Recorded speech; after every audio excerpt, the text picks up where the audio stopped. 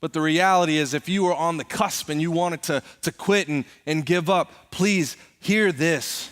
You cannot do this on your own. We need each other. We need Christian community. Because you see, it's in community where we get the chance to open up the Word of God, which include the testimony of those who have seen Jesus face to face.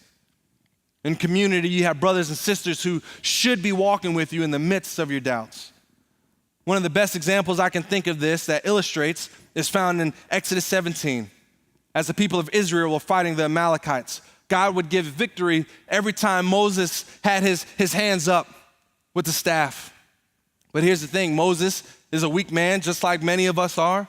He didn't do shoulder day, right? And so his arms would drop. And every time his arms would drop, the battle would change. The Amalekites would begin to win. But then Moses had his brother Aaron who came alongside of him. He had his friend Hur that came up on the other side of him, and they held his arms up, and they were victorious in the battle.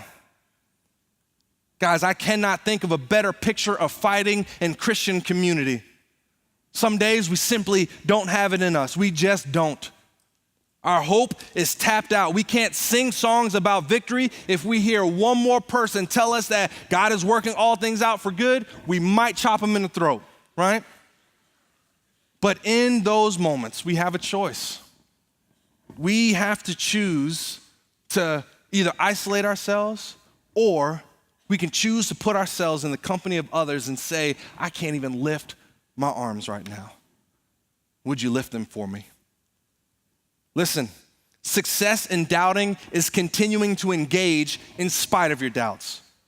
Overcoming our doubts doesn't mean we just choose joy and everything's gonna be all right. It doesn't always mean victory. It's staying engaged with God.